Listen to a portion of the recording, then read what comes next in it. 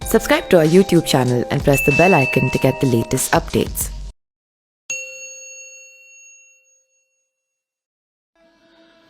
हरिद्वार में जब भी कुंभ या किसी अन्य स्नान की बात होती है तब हरि की पौड़ी की बात जरूर होती है। हरिद्वार के हरि की पौड़ी का नाम उज्जैन के राजा भर्तृहरि के नाम पर रखा गया है।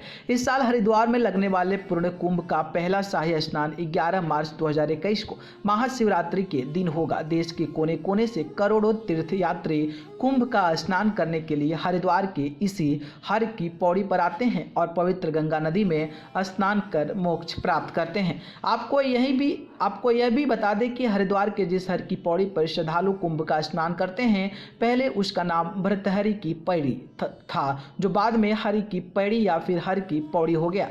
आइए जानते हैं कि कैसे भर्तृहरि की पौड़ी का नाम हर की पौड़ी या फिर पौड़ी हो गया।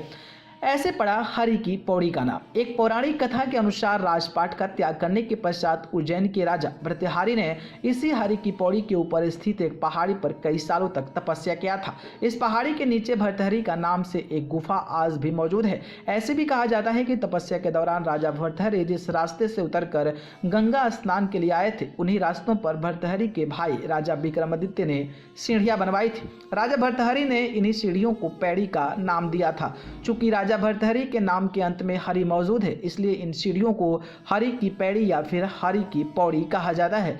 हरि की पौड़ी को दूसरे अर्थ में हरि यानी नारायण के चरण भी कहा जाता है। यहीं पर गिरी थी अमृत की बूंदें। ऐसी भी मान्यता है कि हरि की पौड़ी ही वह स्थान है जहां पर समुद्र मंथन के दौरान निकले अमृत कलश की बूंदें गिरी थी। हरि की पौड़ी को हरिद्वार का सबसे पवित्र घाट माना जाता है। एक दूसरी मान्यता है कि इसके अनुसार इसी हरि की पौड़ी पर वैदिक काल में श्री हरि, विष्णु और शिव जी प्रकट हुए थे। ऐसा भी कहा जाता है कि यहीं ब्रह्मा जी ने एक यज्ञ भी किया था।